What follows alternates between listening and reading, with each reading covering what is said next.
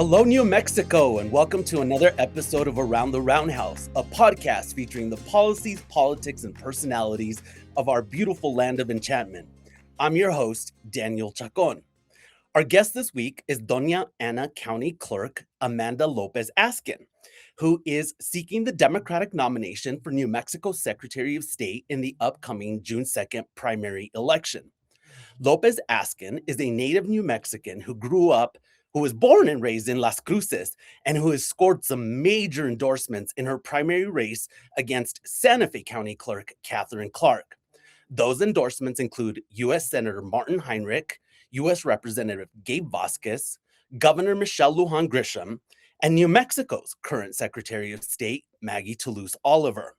López Askin, who has a PhD in leadership, is a former mental health advocate, a regent at New Mexico State University, which I won't hold against her, and, as I learned in my research this week, a radio talk show host. Madam Clerk, thank you for joining us, and I'm just kidding about you being an Aggie, a three-time Aggie, in fact. Well, thank you for having me, Daniel. I've been a big fan of this show. I've watched every single episode, so I am so appreciative of being on today. And go Aggies, hate to say it, but it's true. And so what I will say just quickly about that is I am pro-New Mexico. I'm pro-New Mexico education. So to be clear, I will always root for every other New Mexico school. The Aggies are not up on deck. So there you go. All right, awesome. Madam Clerk, this is your first statewide race. How are you feeling with Election Day just around the corner? Well, I think stressed probably covers a good part of it. I'm excited. You know, being on the ballot has its own level of, I think, just stress, but also remember, I continue to do my job as the Doña Ana County Clerk. Mm-hmm. And so we have a primary that our community is excited about and is currently voting in. And so we have to make sure all those details are done and heading into Election Day. Now, I will say Doña Ana County is, I believe, one of only 3 counties of our 33 that has a provision in their policies that does not allow somebody who is on the ballot to be present on site for the 2 weeks prior to. So next week, I will be watching from afar and supporting from afar. And so I want to get everything in place before then. And of course, our expanded sites open on Saturdays. So we're looking at having a great day of opening expanded sites across Doña Ana County in our state. Tell us, for folks who may not know about you, tell us about yourself and growing up in Las Cruces.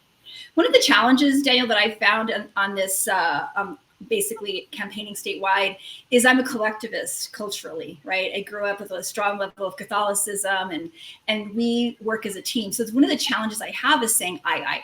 So I will try to do that, but sure. So I was born and raised in Las Cruces, New Mexico, very proud to be from our beautiful borderlands. I say that often, and I always say that. We are our definite flavor of New Mexico, and if you haven't been here, you should come. And I always say if you've been to one county in New Mexico, you've been to one county in New Mexico. We are that diverse across our entire state. So my mom was from another part of the state that she had some definite challenges, youngest of 14, corporally punished for speaking Spanish. My mom's one of those generations of New Mexicans that was basically the assimilation was so impressed upon them that in fact, when I grew up, she did not want me to speak Spanish because she did not want me to have an accent, which is really deeply unfortunate. And she went to the big city, which would be Las Cruces. And while she was here, she became an active and avid voter. We definitely had some challenges along the way, a lot of housing insecurity, a lot of poverty. I talk openly about having been homeless a couple of times in my childhood. It's not something that I love to talk about, but I think it connects me with more New Mexicans than it doesn't, frankly. And I've discovered that on the campaign trail. I've also had, 60, 70, 80-year-old longtime New Mexicans come and say, Mija, I remember those times. And so I think it's important to really highlight that because we cannot let any of that creep in again. So raised by a single mom who, although we didn't have a lot, raised me with a lot of confidence, a lot of encouragement, and a lot of belief that innately I was powerful and amazing and did my best to prove her right.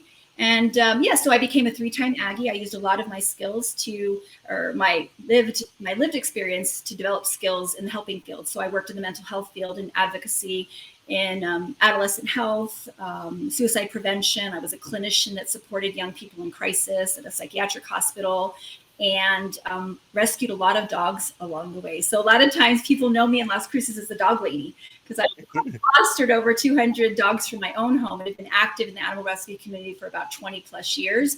And often when I'm in places, people say, "Are you?" And I expect them to say, "The clerk, the candidate, the dog lady." And the dog lady is all right with me. So yeah, I have a daughter. She's 10 years old. And active in my community, and just really, it has been the honor of my life to serve my community. I was appointed and thought I was going to go into academia. I got the PhD because I wanted to be like a Latina warrior that was going to light the world on fire and do great research. And then I discovered I didn't like research, and I had literally so much invested. I decided to complete the PhD. I did so, continued to work in the mental health world. In 2018, the current clerk at the time resigned, and there was 14 people that applied for the position. I was one of them, and I was selected I was selected, and then about 5 days before the 2018 election, I walked into the clerk's role, and here I am. What prompted you to seek the appointment to that post? Because if I recall correctly, you didn't really have any election administration experience. Well, and I say this often because when I'm at the grocery store, somebody will say like, well, at the time, like, "Oh, you've never done this before." I said, "Well, show me clerks. They're not rampant, right? You have to, unless you come from the ground up in a clerk's office, you are going to walk in with a limited experience unless you've been in the weeds." But I knew that I could learn. I knew that voting representation, who's at the table and who's not, has always been a focus, whether it's been in the mental health field or education or access to places and things. It's always been a concern of mine, or something I've been zoned in on about who's there. And so I thought voting is a great way to have representation and the will of the community. And so I jumped in, you could say, with frankly not knowing what I was in for. And had I known, I'm not quite sure. In retrospect, I still would have done it. It has been the best experience of my life, but frankly, one of the hardest. Professionally, it has been, there were moments initially. I did walk into the 2018 race. It was one of the top 5 races that were watched nationally. And then around election day and beyond, when we had the results that happened the next day, it was the top race. So I was on Fox News on a Saturday night being called a fraud and a crook, just days into my basically being sworn in. So yeah, it's been a road for sure. May I ask you what inspired you to run for Secretary of State? Well, I think, some of it's very pragmatic. The reality is that it's going to be an open seat. Our Secretary of State was terming out, and it was going to be an open seat. And I knew I couldn't wait another 8 years if I wanted to run. So I had, I would say, at least half a dozen prominent folks across the state have lunch with me, ask me, and I really had to do a lot of thinking about it. I am from Southern New Mexico. It has been 51 years, according to my research, and, feel free to correct me, but it's been 51 years since a Democrat has run for statewide office from Las Cruces and won. And, yes. And so Santa Fe's great. Santa Fe's, Lord knows y'all have been good to me, but it is a snapshot of Santa Fe. It's not a snapshot of New Mexico. And highlighting that with my candidacy and who I am, and again, very proud to be from Southern New Mexico, I think is important. And regardless of, I thought at the time, whether I win or lose, I want to put it all out there, and then the voters will decide. And I always say I trust voters. And I was willing, I spent my life in public service, Daniel. Every single job I've ever had has served my community or my people. And I say my people inclusively of all of my fellow New Mexicans, to make it better. I like to think that there's been great successes along the way. I've been fortunate to be mentored by and supported by a very good friend of mine named Maggie Toulouse-Oliver. And I knew the ins and outs of what it took. It sounds nice and shiny. And there's been a lot of people that say to me, "Oh, but it's third in line to the governor." That's a detail. This is a job. And the reality is that I would love to go to a panel of 6 and have an interview, and then they decide. On some level, I'm doing that on a larger scale. I want this actual job. It never occurred to me to run for office. I was going to be an academic. And this is the path that it takes to do the job that I want. And one of your kind of selling points or pitches to voters is that you are, as you indicated, you've had some pretty tough elections. So I think one of the points that you've made is that you're battle tested. Would that be an accurate description? I have been through it, and I will tell you, while I've been going through it, it has not been fun, and it's taken a lot of sacrifices from me personally. Sometimes I'm asked, how do you do it? And I said, well, let's be real. Something always suffers, whether it's my physical health, my mental health, how clean my house is. Something is always suffering. But what I will say, this is so important to me, and the passion that I have for this job and having an accurate representation of the will of New Mexico is incredibly, incredibly important to me. So, I don't take it lightly, and I know what's in store. I have had election deniers since day one.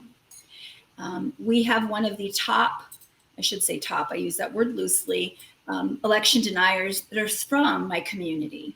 And when I say he's a national figure, it's not exaggeration. I believe he's, I don't know, maybe raised $300,000, $400,000, $500,000 off of this idea of the big lie. And have that somebody based in my county, I had no choice. I had to face it. Initially, I thought ignoring the narrative of the fix is in or the big lie was the way to go, because I never wanted to bring more attention to anything that was so inaccurate. And you know how that works, Daniel. If I respond to something, then it actually can create a headline. So I didn't for a while. But then there was this very specific effort to have people sign contracts, and I'm not kidding, to disrupt our commission meetings and bring up the things that they want to change, which would mean resigning. But beyond that, get rid of the machines, ask for, ask for paper ballots, all these layers of accountability. And it was really, really incumbent upon me to step up and say, we do have them, and let's do that. So every commission meeting, when sometimes 2 hours later, they were still continuing to attack me, badmouth me, stare me in the face, and call me names, I had to listen, because when you tune out people, you often tune out things that are valid and concerns that they have, and things that are connected to elections that maybe they need to be fixed, and we need to be open.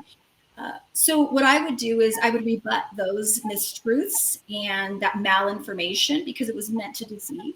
And I would rebut it with truth. Like, for example, New Mexico does have voter ID. Let's be clear about that. This narrative of voter ID and anybody can walk up and vote is actually incorrect. There's 3 ways in which voters can identify themselves. It's a photo ID, government issued. It is your voter card, but it's also information specifically known to you that people identify themselves at the polling locations with. Additionally, you cannot register and remain on our rolls if you have not offered a valid ID. So let's talk about misinformation. Let's clear that up. We do have hand-marked paper ballots in New Mexico, and we should always. It is the gold standard, and we can recreate one race or an entire election based on those paper ballots. We have that gold standard. We have audits from the beginning to the end. So all of those layers, it was important for me to rebut that. And that started my push back, but it has never stopped. And you name it, and I have dealt with it, connected to, the death threats, the FBI being involved, being doxxed, being minimized, saying like my PhD isn't real. And I've even heard Sim say like, it's an online degree, it doesn't count. Well, I take affront to that. It wasn't technically, I was an in-person class, but some of the most brilliant people I know have online degrees. And so they're very actually hard. So I've dealt with that. I know that's coming. I can see it in real time with the executive orders and the narratives about undocumented people voting in elections, which is just not factual. I have to push back on mistruth and misinformation for the benefit of our state. And I will do that as Secretary of State. Kind of on that topic of voter ID and allegations of undocumented folks voting, there's a push to pass the Save America Act, which is a priority piece of legislation for President Trump. What impact would that have here in New Mexico? It would do exactly what it's meant to do, which is to not have an accurate representation of the will of our state.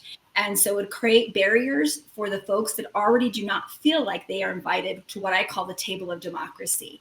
And we are talking rural, we are talking poor, we are talking young, we are talking elderly, we are talking LGBTQ. We are talking those who may not have access to the things that I do and that you do, Daniel. We sit here on a podcast in a place on some level of privilege. We're talking about ideas. That's not the average person. And so when we think about advocating for, we always should should think about the average person that has not as much maybe access as we do. And so the very strict and rigid guidelines for voter ID is absolutely would be detrimental, not just to New Mexico, but nationally. And some of the rulings connected to, the Voting Rights Act are concerning and create barriers that are absolutely unnecessary. The narrative should stop. This is a joke I often say, but it's really rooted in such truth. There is not a gate that undocumented folks are standing behind, and they're chomping at the bit to commit a fourth-degree felony by voting. Let's be honest.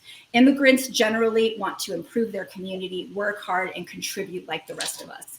And we need to stand up every time that they attack people who are not, or who are vulnerable. Because, by the grace of God go I. And I always think about that when I think about those attacks on folks that I see in my community every day, just trying to be okay and get along. And so let's have that conversation. Madam Clerk, I know that you and I have talked a little bit about this in the past, but there is one of the criticisms that's been lodged against you is that you have not been able to deliver election results the same night as Election Day. I mean, you have talked about, that your elections are a little bit more, have been challenging, but is that a fair criticism? No. There is no such thing as late results. One of the things that I do to the finite degree is follow the law, even if I don't like it. There's laws that I implement that I would rather they be different. I'd rather they be changed. It doesn't matter what I think. The law does not have a deadline as to when election results are in, number one. So I think there's been reference publicly to it in many avenues in which I've not been asked or been able to defend it. It's just been a chatter, whether it's been online or in somebody's narrative about me. And so I'll go ahead and say it on the record now. There is no such thing as late election results. There's accurate results. And so I will follow the letter of the law to make sure that we always prioritize accuracy over expediency, to be clear. So the specific election this last year, I will tell you, did we have results the next day? Yes. Can I tell you why? I hope so. I hope I can. I advocated for several years to purchase a very, very pricey absentee sorting machine, something automated that would take an hour, could take 5-8 people up to an entire day to do. Mm-hmm. Okay. It was great. We were excited. At 7:00 election night, it crashed. It's never been used. And as well as we had an unprecedented write-in candidate for ranked choice voting. And because you've covered ranked choice voting, that if you do not have all the votes in, you cannot then press that magical button that runs the runoff election, right? The subsequent rounds. And so what I did was something I learned in 2018 the hard way. I was so transparent, it was painful. I updated every hour. Go to our comms page or go to any of our socials and you can see me doing this. You can see exactly what sites are in. We prepared our community the day before. Do not expect results the same night. Okay.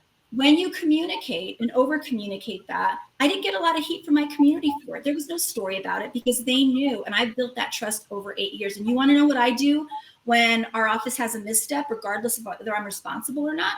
I issue a press release, because building that trust in the community and getting ahead of those things is going to cut the misinformation, malinformation, and increase the trust. So we do not have late election results. We have accurate election results. And if you look at our audits and the canvass process, I'm very proud of that. And we run great elections in Doña Ana County, and please don't believe the hype. Okay. Madam Clerk, as I mentioned in the introduction, you secured the endorsement of some heavy hitters in the Democratic Party of New Mexico. Why do you think that they're backing your candidacy over your opponent? Well, by any measure, I am the most experienced and qualified candidate to be Secretary of State, to be clear. I have run 12 elections, I've administered 12 elections. I am starting my 8th year as county clerk in the second most populous county behind Bernalillo County, with, frankly, the most contentious elections in the state. That is a fact. That is undisputable. Beyond that, my leadership is from a trauma-informed lens, and I built an office. I've advocated for and received funding for things that never would have been possible without building those relationships. I think of politics as synonymous with relationships, Daniel. Those did not come randomly. Over the last 8 years, I have had people get to know me, understand me, my viewpoint, and my drive. And that is what they're putting their faith behind. I push back on any kind of, I'm part of the party structure. The fix is in, she's a plant. I'm from Southern New Mexico. How does that happen? I'm an outsider and I'm an insider. I mean, all these things that I can amazingly do. I'm the best candidate.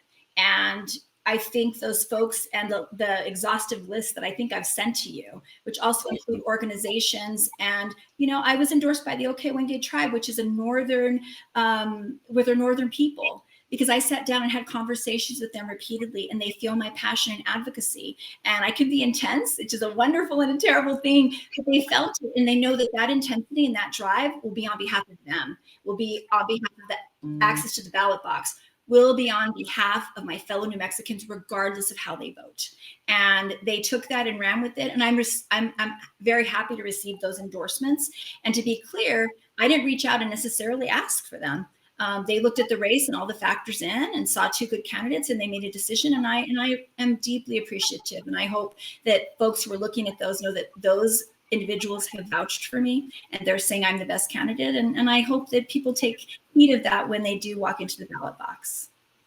Madam Clerk, let's talk a little bit about politics, which I'm sure you have learned is a little bit of a blood sport.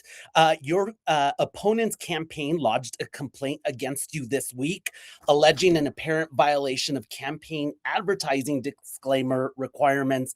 In your first ad, where candidates have to say who paid for the ad. Your reaction to that complaint? Well, candidates actually don't have to say they paid for the ad. It has to be something that is included. So the word say is very specific. All of the disclaimers are present. If you look at the ad and you listen to the ad, if you read the ad, all of those are included in it. So I feel comfortable that voters know who paid for it, because I say I approve this message, and beyond that, the basically written item on the bottom says exactly what by statute it should say. So I feel comfortable with that. Okay, fantastic. Thank you for clarifying that for me, by the way. So you think that's probably not going to go anywhere, is what I'm hearing you say? Well, the information is included in the ad. And so if you look, and frankly, I did last night, because doing my due diligence and research, because if I'm doing something wrong, hold me accountable.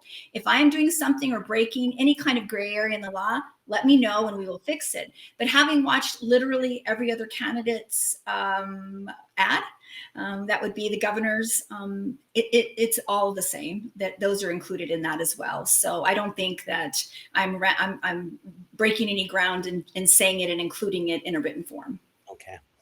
Madam Clerk, we mentioned obviously that you're down southern New Mexico. If you win election, would you move to Santa Fe?